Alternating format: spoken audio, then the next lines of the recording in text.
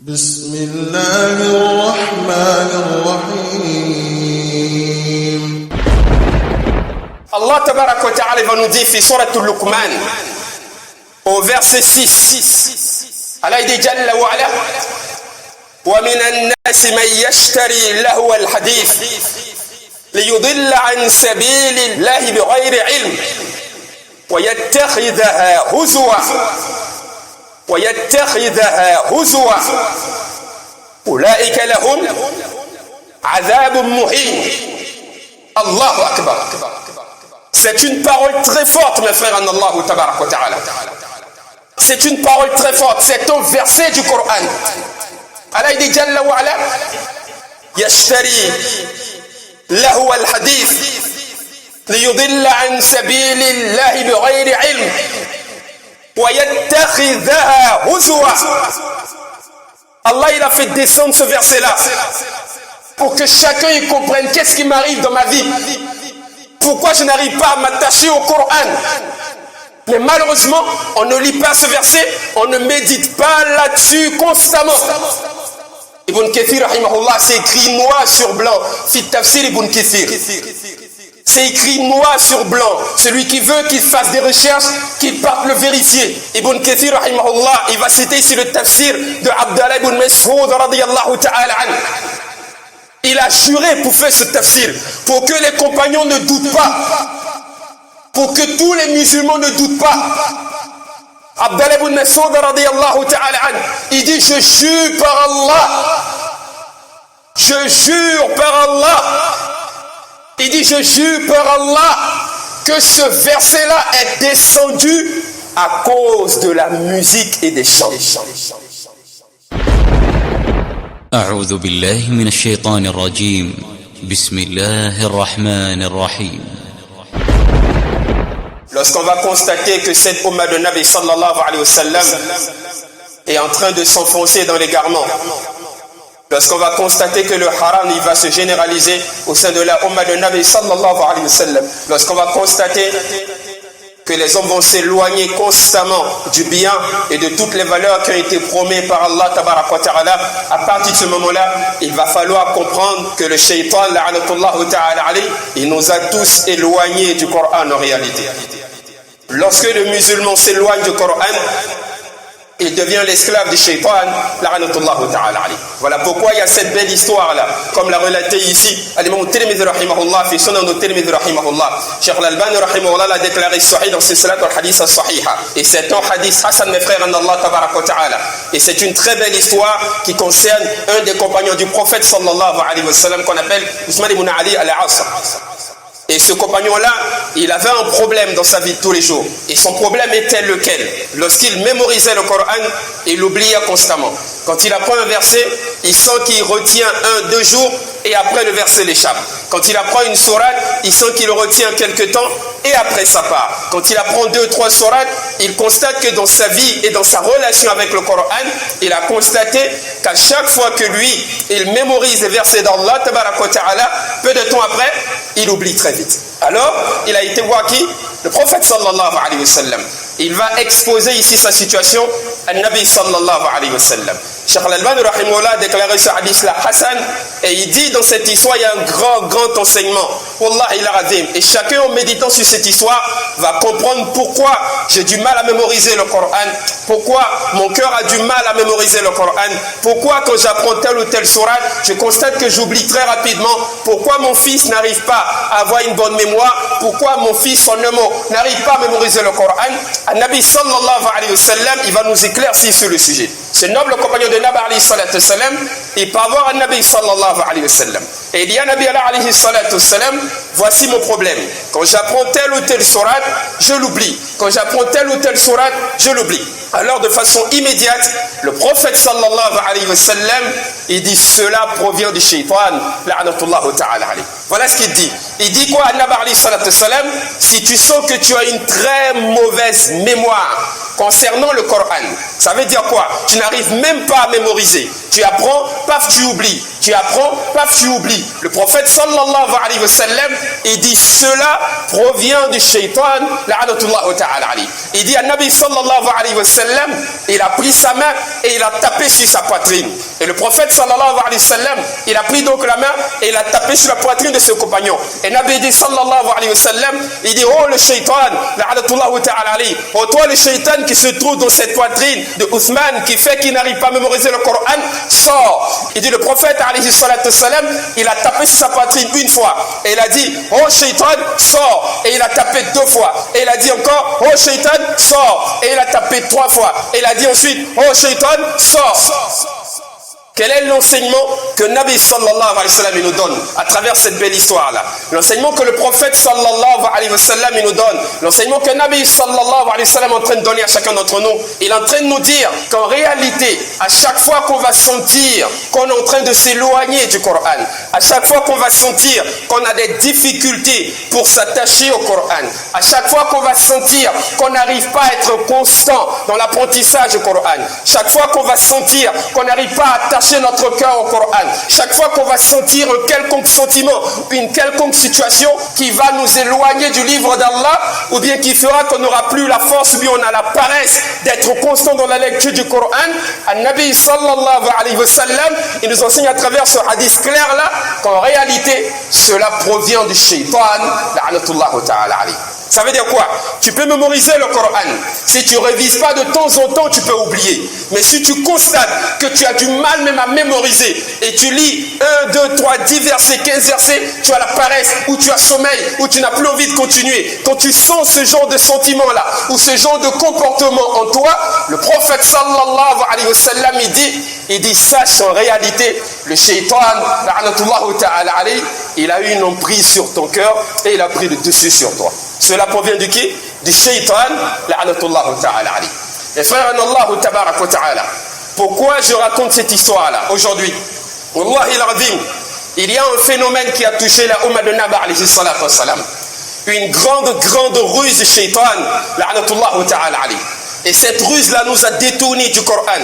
Cette ruse-là nous a éloignés de la parole d'Allah tabarak wa ta'ala. Cette ruse-là a fait qu'aujourd'hui, on a du mal à mémoriser le Coran. On a du mal à le faire mémoriser à nos épouses. En fait, on ignore la cause. On oublie même que c'est ça qui a créé cette catastrophe dans notre vie.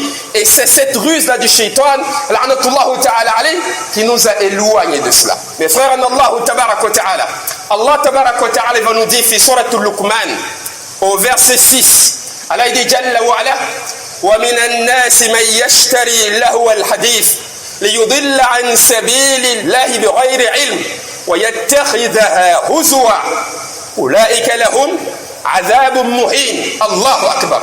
C'est une parole très forte, mes frères en Allah tabarak wa ta'ala. C'est une parole très forte. C'est un verset du Coran. Allah, il a fait descendre ce verset-là pour que chacun y comprenne qu'est-ce qui m'arrive dans ma vie.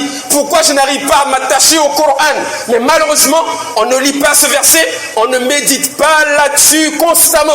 Allah, il dit Jalla wa ala, wa minan nasi man yashtari lahwa al-hadith liyudilla an sabilillahi bighayri ilm wa yattakhidhaha huzwa. Allahu akbar. Ulaika lahum adhabun muhin.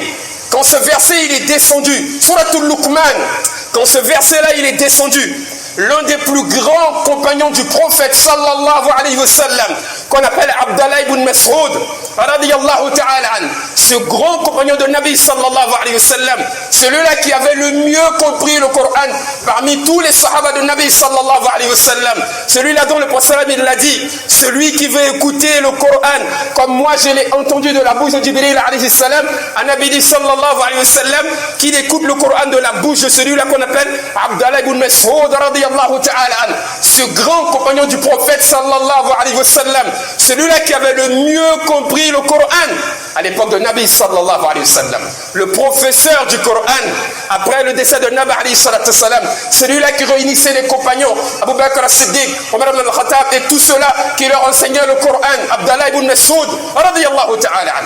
il va nous faire le tafsir de ce verset-là. Quand Allah il dit Yashtari lahu al-hadith liyudilla an sabilillahi bighayri ilm wa yattakhidhaha huzwa.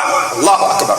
Ibn Kathir rahimahullah, c'est écrit noir sur blanc. Fit tafsir Ibn Kathir. C'est écrit noir sur blanc. Celui qui veut qu'il fasse des recherches, qu'il parte le vérifier. Ibn Kathir rahimahullah, il va citer ici le tafsir de Abdallah ibn Mas'ud radiyallahu ta'ala an. Il dit je jure par Allah. Il a juré pour faire ce tafsir, pour que les compagnons ne doutent pas, pour que tous les musulmans ne doutent pas. Abdallah ibn Mas'ud radiyallahu ta'ala an, il dit je jure par Allah, je jure par Allah, il dit je jure par Allah que ce verset-là est descendu à cause de la musique et des chants. Il dit quoi? Je jure par Allah que ce verset-là, il est descendu. Allah, dans ce verset, il dit quoi? وَمِنَ النَّاسِ مَنْ يَشْتَرِي لَهْوَ الْحَدِيثِ لِيُضِلَّ عَنْ سَبِيلِ اللَّهِ بِغَيْرِ عِلْمٍ وَيَتَّخِذَهَا هُزُوًا. Allah dit dans ce verset, Allah dit وَمِنَ النَّاسِ, Allah dit parmi les hommes, il y a certains qui vont prendre de leur argent, de leurs biens, pour acheter des beaux discours, pour acheter des paroles qui plaisent à leurs oreilles, pour acheter des paroles plaisantes. Allah, il dit quoi? وَمِنَ النَّاسِ مَنْ يَشْتَرِي لَهْوَ الْحَدِيثِ لِيُضِلَّ عَنْ سَبِيلِ اللَّهِ. Allah dit parmi les hommes, il y a des gens qui vont prendre leur argent et ils vont aller télécharger des paroles, ils vont aller acheter des paroles, Allahu Akbar, pour faire plaisir à leurs oreilles. Mais Allah, il dit en réalité, ces paroles-là vont les détourner d'Allah, de la parole d'Allah et du livre d'Allah. Ibn Mas'ud dit, ces paroles dont Allah parle ici, qui détournent le cœur du croyant du Coran, il dit c'est la musique. Allahu Akbar. Il dit quoi? La musique. Abdallah ibn Mas'ud radiyallahu ta'ala an, il dit je jure par Allah que ce verset-là est descendu à cause de la musique, pour interdire la musique. L'imam Suyuti rahimahullah, il a cité aussi ce très beau hadith-là, comme l'a dit Ibn Kathir rahimahullah. Il va nous citer ici les circonstances de révélation de ce verset-là. Pourquoi Allah il a fait descendre ce verset? Pour que tous les croyants, tous les musulmans qui écoutent encore la musique, tous ceux-là qui sont attachés à la musique, qu'ils comprennent qu'en réalité c'est une cause, Wallahi al-Azim, qui va t'éloigner du Coran, qui va endurcir ton cœur face au Coran, qui fera que ton cœur ne pourra pas retenir le Coran, et c'est une cause du châtiment d'Allah Jalla wa Ala. Al-Musyuti rahimahullah, il relate une histoire. Il dit il y avait un homme à l'époque du prophète alayhi salatu wassalam qu'on appelait Nadar ibn al-Harith. Cet homme-là, il avait un comportement particulier. Lorsque le prophète parlait du bien de l'islam à une personne, et que la personne partait réfléchir, et que la personne avait peut-être envie de devenir musulmane, Nadar ibn al-Harith, cet homme-là, qu'est-ce qu'il faisait? Il avait des esclaves qui avaient de belles voix, des femmes qui savaient chanter. Et quand il voit qu'il y a un homme qui veut s'attacher au Coran et qui veut devenir musulman, il envoie l'une de ses esclaves qui sait chanter, qui a une belle voix, et il lui dit, pas voir celui-là, chante dans ses oreilles, dis-lui de bonnes paroles, d'ici tu finiras de chanter. Il va tellement aimer ta chanson, il va tellement aimer tes paroles, qu'il va oublier les versets du Coran, et il va oublier même de s'attacher à Allah, et il va continuer dans ce désordre. Alors à chaque fois qu'il y avait une personne qui voulait embrasser l'islam, il envoyait l'une de ses servantes et elle partait chanter pour cette personne. Et quand elle chantait pour la personne prenait tellement plaisir à écouter, la personne était contente et la personne oubliait les versets du Coran. Et Allah était tellement en colère à cause de ce comportement. Imam Suyuti rahimahullah, il dit, c'est à cause de cette action-là qu'Allah a fait descendre ce verset où Allah il dit وَمِنَ النَّاسِ مَنْ يَشْتَرِي لَهْوَ الْحَدِيثِ لِيُضِلَّ عَنْ سَبِيلِ اللَّهِ بِغَيْرِ عِلْمٍ وَيَتَّخِذَهَا هُزُوًا. Allah était tellement en colère qu'Allah fait descendre le verset. Allah il dit, il y a parmi les hommes des gens qui vont prendre leur argent pour payer des chanteuses et des chanteurs ou la musique ou des beaux discours pour détourner leur cœur d'Allah et du rappel d'Allah tabaraka wa ta'ala. Abdallah ibn Mas'ud dit radiyallahu ta'ala an, il dit je jure par Allah que ce verset-là parle de la musique et des chants. Allah. Ça veut dire quoi? Allah il a fait descendre un verset du Coran pour nous interdire la musique. Allah a fait descendre un verset du Coran pour demander aux croyants de se détourner de la musique, Tout simplement parce que la musique tue le cœur. Parce que la musique nous détourne de la parole d'Allah. Parce que la musique fait abattre sur nous calamité sur calamité. Je pèse mes mots et je le dis. Vous savez pourquoi? An-Nabi sallallahu alayhi wa sallam, c'est une parole qui fait peur. Wallahi al-azim. Ça fait partie des causes de destruction d'un peuple. Ça fait partie des causes qui font qu'Allah il détruit un peuple. Ibn Majah rahimahullah, l'un des grands élèves d'Imam Malik rahimahullah, il relate ce hadith-là qui est Hassan. Écoutez très très bien. Le prophète sallallahu alayhi wa sallam, Allahu Akbar, il dit quoi? An-Nabi alayhi salatu wa sallam, c'est tellement triste. Si seulement on apprenait le ilm, si seulement on apprenait la science, on se serait rendu compte de combien de fois le fait d'écouter la musique fait abattre dans notre vie catastrophe et calamité. Il y a des situations qui nous arrivent. Pourquoi ma vie est difficile? Pourquoi ma foi n'augmente pas? Pourquoi je n'arrive pas à m'attacher au Coran? La base de tout ça, c'est la musique. An-Nabi dit quoi dans ce hadith? Allahu Akbar. Il dit, écoutez très très bien avec moi, ça fait peur ce hadith de Nabi sallallahu alayhi wa sallam. An-Nabi alayhi salatu wa sallam, il dit, il y aura dans ma communauté des gens qui vont déclarer licite la consommation de l'alcool. Ils vont lui donner un autre nom. Il y aura des gens dans ma communauté qui vont déclarer licite la consommation de l'alcool en lui donnant un autre nom.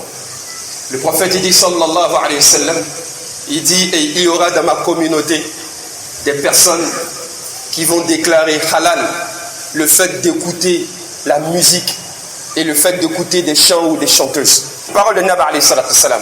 Et écoutez la suite avec moi. Le prophète dit sallallahu alayhi wa sallam, il dit quand cela va se produire dans ma communauté, lorsque les musulmans vont passer tout leur temps à écouter la musique, à écouter les chanteuses et à prendre plaisir dans la musique au lieu de prendre plaisir à écouter le Coran, lorsque dans ma Ummah il y aura des jeunes musulmans qui vont passer 1 heure, 2 heures de temps à écouter la musique au lieu d'écouter le Coran, lorsqu'on va connaître des musulmans qui prennent plus plaisir à écouter la musique que d'écouter le Coran, An-Nabi sallallahu alayhi wa sallam, il dit à partir de ce moment-là, il dit Allah les engloutira tous. Il dit quoi? Allah les engloutira. Et il dit 2. Il dit Allah va les transformer à telle enseigne qu'ils vont ressembler à des singes ou à des porcs. Subhanallah. An-Nabi alayhi salatu salam, il dit parmi les causes du fait qu'une communauté, une jeunesse s'attache à la musique, il dit première des causes, Allah nous engloutit tous. Allah fait descendre une fitna qui fait qu'on est tous perdants, ça c'est un. Et deuxièmement, Allah nous transforme à telle enseigne qu'on ressemble à des animaux.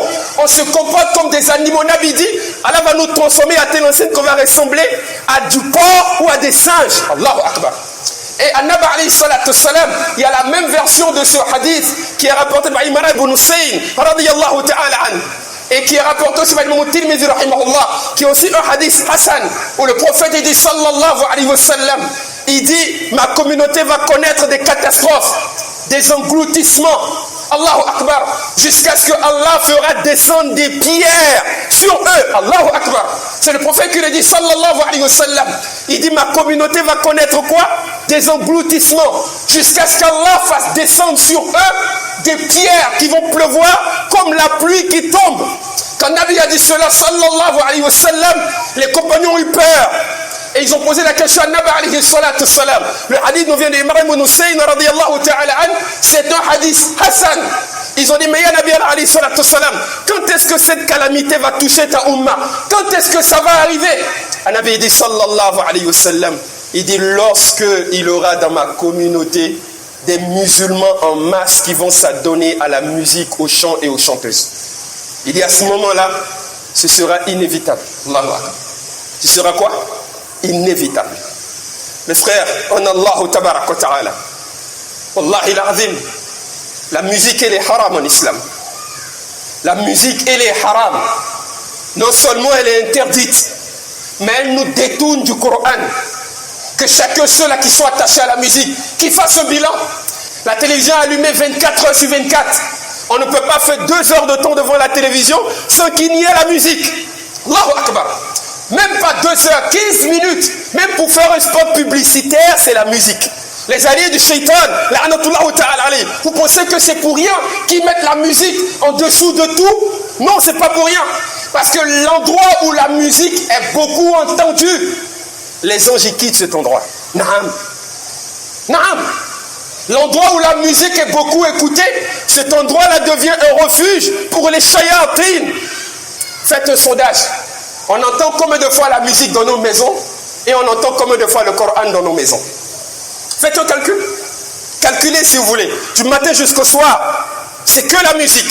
Le Coran a résonné pendant combien de temps dans ma maison? Pendant combien de temps? Allahu Akbar. Un avait dit sallallahu alayhi wa sallam, lorsque la jeunesse, la communauté s'attache à la musique, au lieu de s'attacher au Coran, il dit qu'on s'attende à des calamités et à des catastrophes. Effectivement, c'est ce qui arrive. Et c'est ce qui est arrivé aujourd'hui. Aujourd'hui, la jeunesse musulmane prend plaisir à écouter la musique. Mais on ne prend plus plaisir à écouter le Coran. Quand on part sur les réseaux sociaux, le jeune musulman, il défile. Quand il tombe sur la musique d'un artiste qu'il aime bien, il écoute. Et il écoute, et il écoute, et il écoute. Aujourd'hui, la jeunesse musulmane est dans les capacités de mémoriser le Coran. On n'y arrive pas parce que le cœur il est souillé par la musique. On n'y arrive pas parce que le cœur a été dompté par la parole du shaitan. La'natullahu ta'ala alayh. On n'y arrive pas à mémoriser le Coran, comme l'a dit Nabi alayhi salatu salam, parce qu'on a été touché par la parole du shaitan. Et la parole du shaitan, c'est tout ce qui nous détourne du Coran. Et la musique nous a détournés du Coran. C'est une certitude. Nos femmes, c'est la musique. Nos enfants, c'est la musique. Dans nos mariages, c'est la musique. C'est partout. Mais le Coran, non. Et après on se plaint. Je n'arrive plus à mémoriser le Coran. Je n'arrive plus à écouter ceci ou cela. Allahu Akbar. Un Nabi dit sallallahu alayhi wa sallam, comme l'a relaté l'imam Ahmad ibn Muhammad rahimahullah, un Nabi dit sallallahu alayhi wa sallam, il y aura dans ma communauté des gens qui vont déclarer licite le port de la soie, des gens qui vont déclarer licite la consommation de l'alcool, et des gens qui vont déclarer licite al-ma'azif, les instruments de musique. C'est le prophète qui l'a dit sallallahu alayhi wa sallam. Il dit, vous allez voir des musulmans nouveaux modèles qui vont venir et qui vont dire, la musique n'est pas haram. Le prophète l'avait déjà dit. Le prophète l'avait déjà annoncé. Il dit, ces mêmes personnes-là vont encourager la perversité. Donc on n'est pas surpris aujourd'hui si on voit des imams ou des guides qui disent, c'est pas grave d'écouter la musique. Un-Nabi nous a prévenu. Le hadith s'est rapporté par Ahmad ibn Hanbal rahimahullah. Il dit, il y aura dans ma communauté des gens qui vont déclarer halal le port de la soie, la consommation de l'alcool et les instruments de musique. Le prophète l'a dit. S'il a dit qu'il y aura des gens qui vont déclarer halal le fait de consommer l'alcool, et il dit encore il y aura des gens qui vont déclarer halal le fait d'écouter la musique. Si vous lisez la majeure partie des hadiths du prophète alayhi salatu salam, où le prophète interdit la musique, lisez beaucoup, faites des recherches, vous allez remarquer que le prophète lit beaucoup l'alcool à la musique. Le plus souvent, il dit il y aura dans ma communauté des gens qui vont déclarer halal l'alcool et la musique. Le plus souvent dans les hadiths de Nabi alayhi salatu salam, quand il veut dire que la musique est interdite, il commence par dire l'alcool est interdit, la musique est interdite. Et quand on analyse, il y a une grande sagesse dedans. Pourquoi? De la même manière que l'alcool enivre. L'alcool fait que tu rêves, tu ne vis plus dans la réalité. Tu te mens à toi-même, l'alcool te fait voyager, comme la drogue. C'est-à-dire quand tu prends l'alcool, quand tu es sous, tu voyages si vous voulez. Tu n'es plus dans la réalité. Tu rêves tout simplement. De la même manière que l'alcool endort le cerveau. De la même manière que l'alcool produit des illusions dans le cerveau. De la même manière que l'alcool fait que tu rêves. C'est-à-dire tu rêves à des choses qui ne sont pas réelles. De cette même manière, la musique est l'alcool du cœur. La musique endort le cœur. La musique fait que le cœur ne vit plus dans la réalité. Wallah, c'est une certitude. Je vous donne un exemple simple. Souvent tu es heureux, mais il y a des musiques quand tu écoutes, la mélodie est tellement attristée. Tu es heureux, mais quand tu écoutes la musique, d'ici la musique va finir, tu sens que tu deviens triste. Or, en réalité, tu n'étais pas triste. Tu n'as pas eu de nouvelles tristes. Tu n'as pas eu d'épreuves qui t'ont attristé. Mais en écoutant cette musique, ton cœur s'est retrouvé dans la tristesse. Souvent même, tu as été amoureux d'une femme dans le haram, dans le passé. Vous avez fait zina et tout. Et aujourd'hui, alhamdoulilah, tu as pu te défaire de ça. Il y a certaines musiques, quand tu écoutes, ça te replonge de ces sentiments-là. Ça dit comme si c'était hier. Les situations que tu as dépassées, que tu as oubliées, l'écoute de la musique te ramène là, comme si tu vivais ces situations. Je vous donne un autre exemple. Vous allez voir que la musique, c'est une drogue. Voilà pourquoi, de la même manière que c'est difficile de se détacher de l'alcool, quelqu'un qui est alcoolique, pour se défaire de l'alcool, c'est difficile. Il essaye 1 jour, 2 jours, 3 jours, après il replonge. De la même manière que c'est difficile pour se défaire de l'alcool, demandez à ceux qui écoutent la musique. C'est très dur de détacher son cœur de la musique. Tu arrêtes 1, 2, 3 jours. Quand tu es attaché à la musique, le jour où tu n'écoutes pas, tu n'es pas heureux. C'est comme ça. Quand tu es attaché à la musique, le jour où tu n'écoutes pas, tu ne te sens pas vivant, tu ne te sens pas épanoui. Tu sens qu'il y a quelque chose qui te manque. Je donne un exemple. Vous rentrez dans un bar où il y a la musique. Les gens sont en train de consommer l'alcool à gogo. Et puis dans le bar, on coupe le courant. Le courant se coupe, le générateur prend le relais. La climatisation continue de marcher. Il fait toujours froid, mais la musique s'arrête. L'appareil est grillé. Dans le bar, s'il y avait une personne qui avait commandé 20 bières, s'il n'a pas de musique, si la musique s'est arrêtée, il va boire 1 bouteille, 2 bouteilles, et il n'aura plus envie de boire, il va sortir. Il va chercher un autre endroit. S'il y a quelqu'un qui voulait boire 4, il va boire 2, il dira c'est bon. Juste parce qu'on a coupé la musique. Vous allez voir qu'au bout de 30-45 minutes, le bar va commencer à se vider. On vend toujours l'alcool. L'alcool n'est pas fini. Mais parce qu'il n'y a plus de musique, les gens vont commencer à sortir. Et chacun il va partir. Mais vous mettez 2 personnes dans un bar, ou bien seulement 2 personnes, vous déposez une bouteille d'alcool, vous mettez la musique à gogo. Au bout de 30-45 minutes, vous revenez dans le même endroit, ils sont plus 2, ils sont 5, ils sont 10, ils sont 15. Allahu Akbar. C'est-à-dire les gens sont dans le haram. Si tu arrêtes la musique, ils se dispersent. Mais non, les gens sont 1, 2, tu mets la musique, ils se regroupent. Allahu Akbar. Les savants ils disent donc, la musique endort le cœur et endort l'âme. Et lorsque le cœur s'attache à la musique, ton cœur il est coupé comme ça du Coran. Voilà pourquoi mes frères en Allah, tabarak wa ta'ala, Allah il azim, on doit s'efforcer de détourner nos cœurs de la musique et d'attacher nos cœurs à la parole d'Allah tabarak wa ta'ala. Ce qui nourrit le cœur c'est le Coran. Ce qui guide le cœur c'est le Coran. Ce qui rattache le cœur à Allah c'est le Coran. Ce qui fait descendre la baraka dans notre vie c'est le Coran. Détachez vos cœurs de la musique et attachez vos cœurs à la parole d'Allah tabarak wa ta'ala. On voit des gens qui disent non, les cantiques, est-ce que je peux écouter des cantiques islamiques? Dès l'instant où il y a un instrument de musique en bas, guitare, piano ou quoi que ce soit, les savants ils disent rahimahumullah, l'écoute de cette parole-là est haram.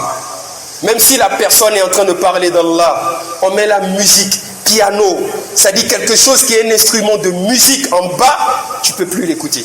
Non seulement la musique est haram dans notre religion, mais le prophète il dit sallallahu alayhi wa sallam, c'est pas moi qui l'ai dit, c'est Nabi alayhi salatu wa sallam.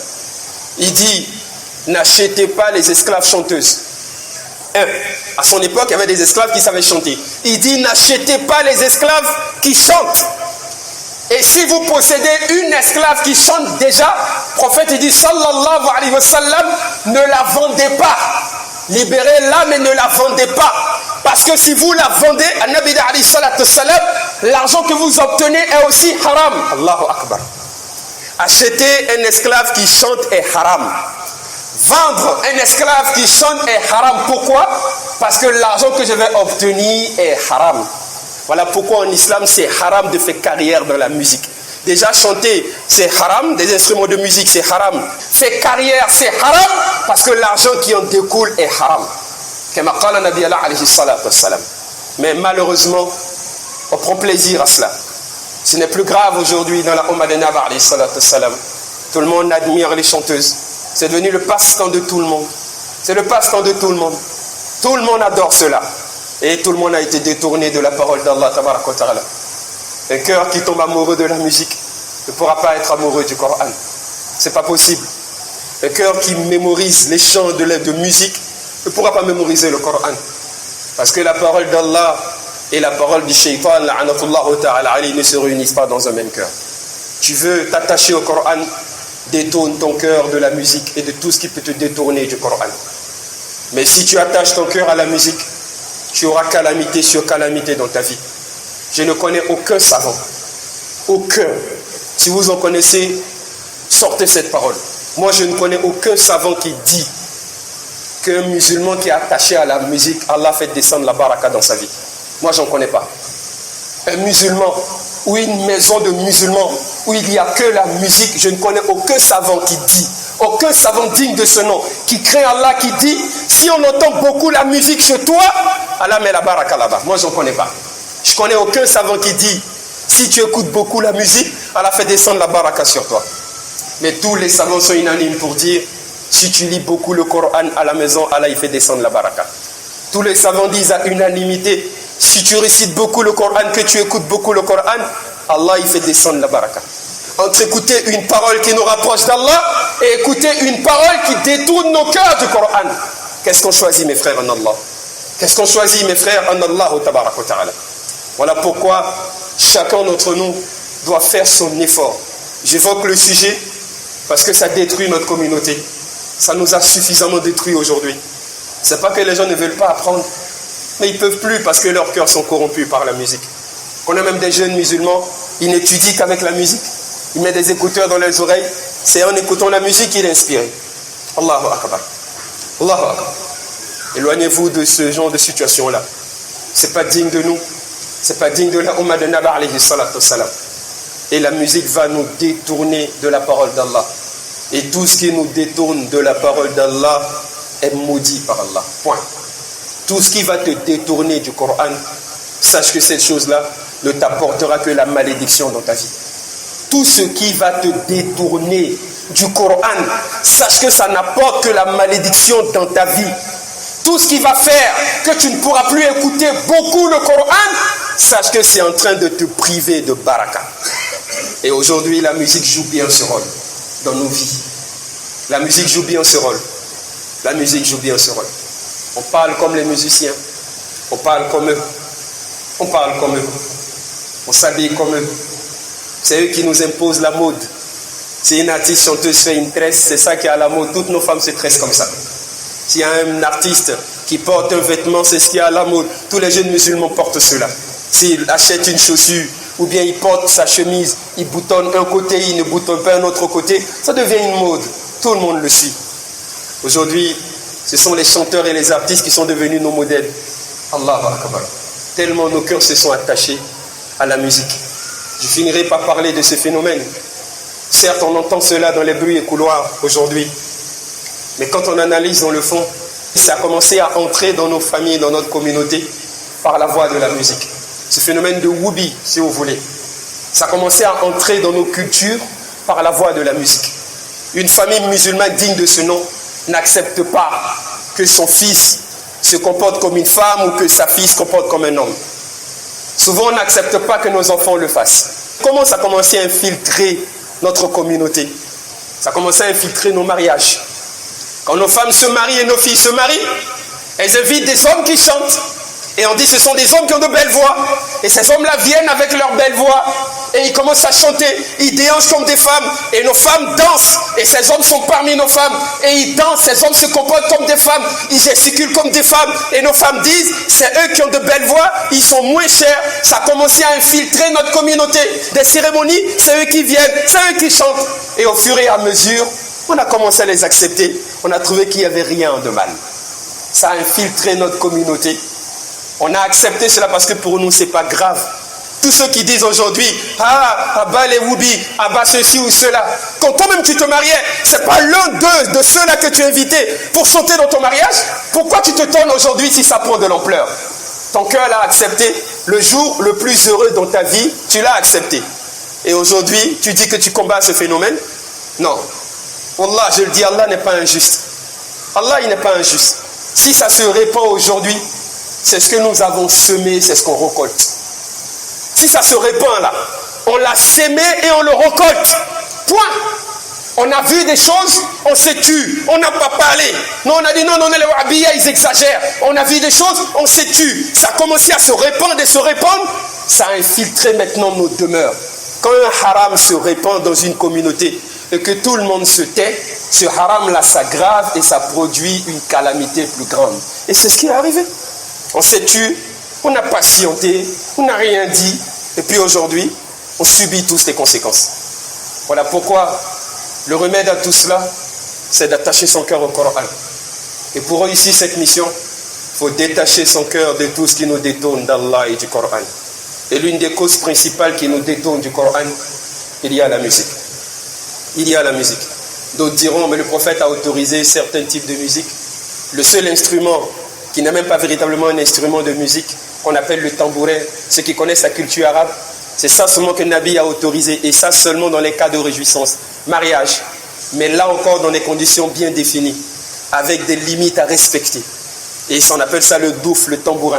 En dehors de ça, Nabi n'a accepté aucun autre instrument. Nous, on a tout accepté.